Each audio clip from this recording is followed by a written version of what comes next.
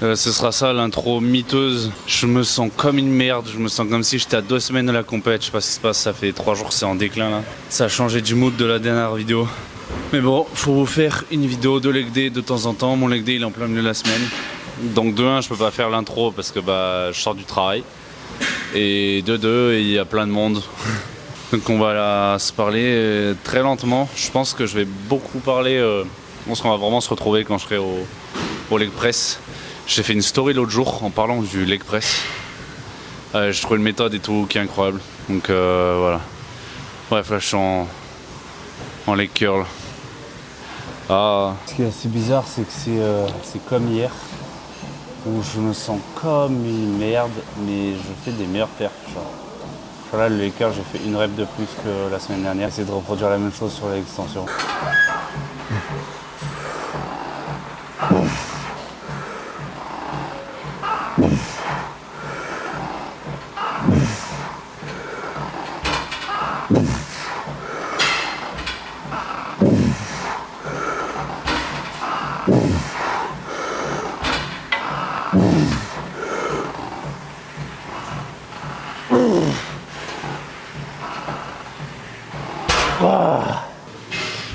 Donc les gars, le sujet du titre, je sais pas encore si c'est pourquoi vous avez honte de votre corps au quotidien ou pourquoi j'ai honte. En tout cas, le sujet il débarque parce que moi j'ai honte de mon corps au quotidien.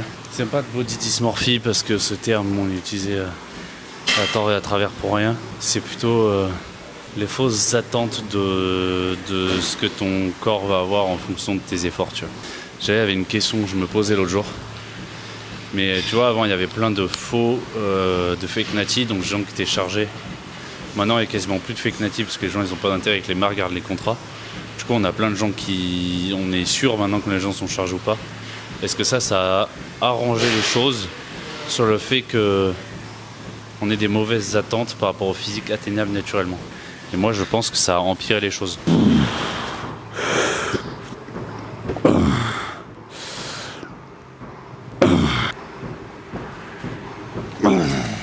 Je vais faire attention à ce que j'ai dit avant, on en parlera plus tard. C'est en fait, si là je lance le sujet direct, on va croire que je suis un fils de pute. Mais genre, actuellement, tu vois, je dédie ma vie au bodybuilding, mais même de manière générale, même quand j'ai pas une compète, j'en déduis une partie de ma vie qui est beaucoup trop grande par rapport aux résultats que j'ai. Genre, dans mon quotidien, j'ai commencé à rencontrer pas mal de gens, tu vois, qui s'entraînent. Et les gens, c'est pas pour faire le fils de pute, tu vois, mais même j'en connais plein, tu vois, des gens qui s'en donnent autant que moi ou plus que moi, j'en connais plein qui se donnent plus que moi et qui ont vraiment pas du tout les résultats qu'ils devraient avoir par rapport à leurs efforts, genre. Alors vraiment pas. Genre là, ce petit bonhomme en face de moi, il est genre concerné, genre les efforts qu'il donne dans ce sport, il mérite un physique, il mérite au moins 10 kilos de muscle en plus. Mais du coup, genre quand je rencontre quelqu'un dans la rue, si je lui dis genre ouais je fais du... Mais je parle pas dans la rue, je sais pas, ma famille, ils ont des invités chez eux, j'arrive là, si j'ai pas genre ma veste la plus baggy qui soit et qu'on voit un peu que je fais de la muscu et ils vont me dire ouais tu fais de la muscu, je vais devoir dire ouais un peu de temps en temps genre. Je peux pas dire je fais 14 heures par semaine à l'époque alors que j'ai un physique qui pue la merde et qui est pas du tout aux attentes de ça tu vois. Et du coup je peux pas en parler, je dis ouais je fais 2 heures par semaine de temps en temps et je me mets dans un coin et j'ai honte frère, c'est quoi ce corps de merde?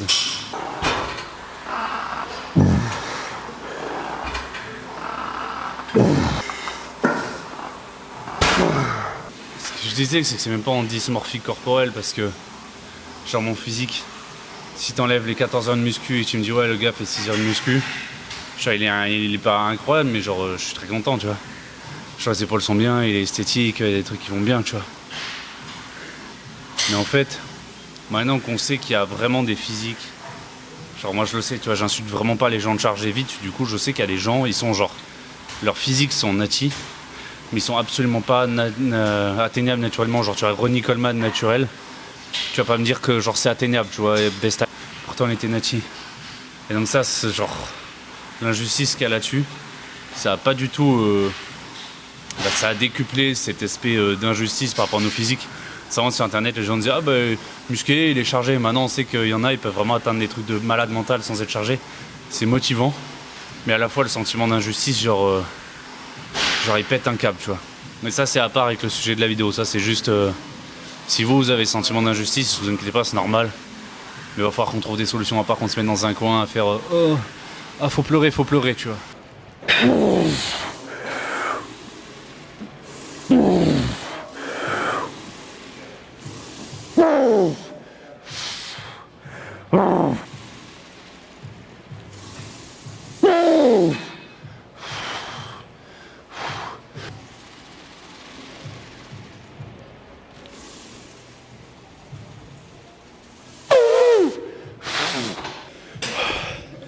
C'est bien parce que tout le discours ultra cringe que je viens de faire, ça filmait pas. Bon, ça m'a permis de faire un RIR -12. Mais tant mieux. Donc, je faisais référence à Sibum, je vais dire, il est incroyable le message à passer là-dessus parce que du coup, le Mister Olympia, qui a depuis des années, qui est le symbole de la nouvelle masculinité qu'on cherche, tu vois, celle qui est bienveillante et qui est bien et qui vous aidera à faire grandir, tu vois. C'est pas de t'interdire à ressentir les émotions, c'est juste la réaction qui est tue. Genre, tu peux pas genre t'empêcher de les ressentir. C'est pas parce que genre t'es un mec, tu vois, on est au 21e siècle. Non, je ressens rien, je suis un caillou. Ta gueule. En plus, ça fait pas de toi un homme fort, ça fait de toi une merde. Parce que si tu sais même pas ce que c'est ressentir, comment tu peux genre être sympa avec ton entourage et genre élever des enfants, c'était une merde comme ça, tu vois. Plus tard, hypothétiquement. J'ai zéro patience. J'ai tellement de haine aujourd'hui à cause de la sèche. Ça va pas du tout. Puis surtout le fait que ça n'a pas filmé. Ça, je vais vous montrer les hauts et les bas, tu vois. Mais genre là, j'ai mon tableau, j'ai noté et je ferme ma gueule. Voilà, c'était ça le message avant. C'était genre tes émotions, tu peux pas les contrôler. Elles sont là. Faut que tu grandisses avec elles. Et en fait, genre, tu prends tes émotions, tu fais OK. Qu'est-ce que je peux faire? Alors soit tu fais comme sur internet, tu te mets dans une cave et tu pleures et tu fais ah non c'est injuste, je fais les mêmes efforts, j'ai moins de résultats. Soit tu fermes ta gueule et tu fais quand même le taf parce que de toute façon personne va le faire à ta place, gros frérot, personne va te lever du lit, personne va t'emmener à l'endroit, personne va te mettre sous la presse, personne va mettre les poids là. Il n'y a que toi qui peux le faire. Tu n'es pas la seule responsabilité de ce qui t'arrive, par contre tu es le seul truc que tu contrôles dessus. Donc genre faut pas te sentir opprimé par tout ce qui arrive, faut le comprendre. Ça va avoir pas genre un ego surdimensionné en mode je suis le seule chose. Par contre, t'es le truc où t'as le plus d'influence dessus. Donc taf. Par contre, ce qui est sûr, c'est que moi, je serais très très très fier de toi si tu le fais. Et j'espère que toi, tu seras fier de toi-même, mais tu le seras. C'est là, j'en bave, mais je sais qu'après la séance, je serai fier de moi, tu vois. Parce qu'en plus, j'ai gardé mes reps pour avoir fait un PR aux ischios alors que je suis KO, frère. Bon allez, j'espère que vous kiffez l'exo. Je vais essayer de mettre un autre angle pour vraiment avoir l'angle de vue, que vous voyez la flexion de genou. Parce qu'elle est abusée, frère. Et dites-vous que je n'ai pas mal, mais genre du tout. Théma, du coup, step il est là. En fait, je me suis avancé moi au lieu d'avoir avancé ça. Et je mets les pieds giga bas, un petit peu écartés pour que les genoux partent dans les épaules. Avec une flexion droite, pas trop fermée, sinon je vais m'écraser contre le ventre.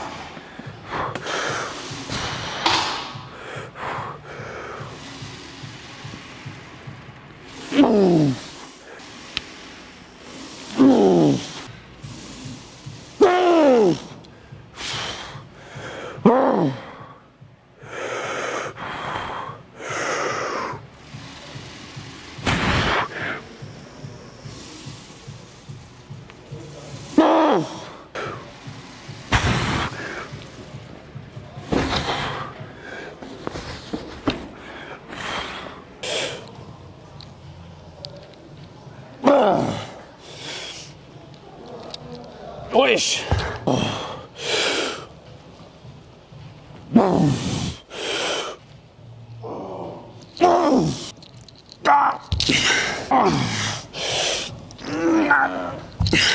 L'avantage du leg curl assis par rapport à leg curl allongé, c'est l'étirement nominal de ischio parce qu'ils sont attachés à la hanche. Donc quand vous vous penchez en avant, vous augmentez cet étirement, sauf qu'il est accroché à la hanche, pas à vos lombaires. Quand vous vous penchez en avant, c'est pas le dos qui s'arrondit, le but c'est d'emmener la hanche avec. Le dos s'arrondit un petit peu parce qu'on fait avec ce qu'on peut. Mais vraiment l'objectif c'est d'emmener la hanche. J'ai tourné avec des gens qui voulaient pas être filmés, donc je me doute, du coup j'ai pas filmé le leg curl. Et le faire, vous voyez comme j'ai l'air plus heureux, bah en fait j'ai plus les fentes bulgares qui arrivent après, d'un coup ma journée est mieux genre. Et le mood entre avant presse et squat et après, ça n'a rien à voir. Genre ton corps il sait qu'il a plus les fentes bulgares. Du coup la journée elle est belle, genre t'as des fleurs qui poussent partout. Ah vraiment? Mais genre par contre, quand tu sais que t'as les fentes qui arrivent, genre toute ta journée avant ça, Moi je stresse. c'est l'inverse. Genre tu sais qu'il y a un démon qui est au-dessus. Moi je stresse peu avec. Pourtant l'exo t'es trop bien là. C'est-à-dire que je fais mes fentes, je travaille, et puis je me dis putain, ce soir j'ai des fentes. Ah vraiment pareil toute la journée, je dis putain. Ah ils sont violents, le niveau il est élevé, mais en fait en classique le niveau il a vraiment explosé. En mains ça va, j'espère faire mieux que top 6-7. Bah oui. Ah mais je sais Mais pas. t'as vu mes bras de merde frère. Ah oui en classique, si j'y vais je vise top 6-7 ouais. Oui, moi je croyais que Ah oui non, ouais classique je vise top 6-7 si j'y vais ouais. Ok. Non mais je suis pas fait pour classique, j'ai la taille très giga étroite, les épaules larges, pas de bras, pas de jambes. Ah oui, non, t'as un peu J'ai le corps pour faire men's. D'ailleurs, il y a aimé, tu vois, une discipline, ok, le classique c'est plus joli, le posing est plus sympa, de toute façon vous voyez mes posings, que c'est classique que j'aime bien. Mais genre t'es une Clio, tu vas pas faire une compétition de F1, tu vois. Mais je suis plein d'endorphines les gars, une fois que t'as fini, là, ce qu'on disait là, une fois que t'as fini les fentes et tout, tu te sens tellement bien, t'es tellement heureux là, t'es fini, t'es libéré frère, je suis la reine des neiges. Voilà. Ça fait plaisir de vous avoir pendant LinkedIn un peu. Ça va vous? Ça allait bien? LinkedIn c'est tellement éprouvant que pour vous parler comme une grosse victime, c'est la meilleure séance. Et ouais, tu vois, je vais en men's et quand même je fais les jambes. Je suis pas une grosse merde. Je suis pas une grosse merde. J'ai très hâte de la compète. J'ai très hâte du moment, j'ai très hâte du jour J. Ça, j'ai vraiment hâte, tu vois. Pareil, mais je vais faire que sur Cibum. Je suis en train de regarder tous ces vlogs de sa prépa de l'année dernière. Donc la dernière qu'il a fait pour Olympia. Et c'est incroyable, ouais. Il est. Tu es ce que tu penses. Donc je pense juste à mes objectifs. Ça se trouve, c'est pas lui, ça se trouve, c'est Vogue Walker. Mais les deux, bref. T'es ce que tu penses, frérot. Donc là, je pense qu'à mes objectifs. Donc je suis mes objectifs. Et là, en ce moment, on est dans une phase très très sombre niveau fatigue et tout. Mais je vais faire. Je peux pas écouter le coach parce que j'ai pas de coach. Et comme je dis, je m'auto-coach, c'est là où il ne faut pas que je fasse de la merde. C'est là où je me fasse confiance. Il faut que je fasse confiance au plan que j'ai construit quand j'allais bien. Et que je le suive, parce qu'il n'y a pas de raison. Tu vois. Je suis en avance. D'après moi, j'aurai 3 semaines de marge pour la condition. Voilà. J'ai jamais été aussi sec hier. J'ai eu des veines sur le ventre et tout, que j'ai jamais eu même en 2022. Ce qui est marrant, c'est qu'en même temps, il y a d'autres endroits. C'est pas si bizarre. Mais là c'est le ventre maintenant qui perd du gras et ça fait vachement du bien ça. La séance était dingue, hein. J'ai les quadriceps défoncés. Genre c'est fou, il y a vraiment eu un avant après, il y a eu un avant où je détestais ma vie. Puis l'endorphine et la kikine et là je suis défoncé, ça va tellement mieux. C'est que les séances c'est tellement... Hier j'ai eu le même effet, je suis arrivé, j'avais envie de buter tout le monde et je suis parti et j'étais trop bien. C'est pour ça que les séances c'est un banger. Bref. On va suivre, j'espère vous kiffer l'aventure jusqu'à la compète. En tout cas, moi je suis hyper content d'avoir ces vlogs très réguliers qui me demandent un peu moins de taf, mais qui par contre ont beaucoup plus de suivi. J'ai l'impression d'être beaucoup plus avec vous que du coup mes vlogs, les montages à l'époque où je faisais des cuts de partout qui me prenaient une plombe, mais du coup je vous parlais quasiment jamais. Donc j'aime bien, pour l'instant je kiffe. Et si vous kiffez, abonnez-vous. Si vous avez besoin de compléments, n'oubliez pas, Zos 10 sur Broadway, c'est important pour me soutenir. Non mais abonnez-vous les gars, partagez. En ce moment, les fous, c'est dur la chaîne. D'ailleurs, je vais peut-être l'annoncer là, mais s'il y a, je peux prendre un mec en coaching et un mec unique. Donc s'il y a un mec qui veut un coaching, Zos Fit sur Insta, je prends un mec, j'ai fait un taf de fou furieux. En fait, tout ce que je fais pour moi là sur la prépa, et pour lui, du coup il y a un taf monstrueux que je peux donner à quelqu'un. Je peux pas gérer beaucoup de monde, donc s'il y en a un qui veut, je propose. Puis je vous aime. Bisous, Nick Maras.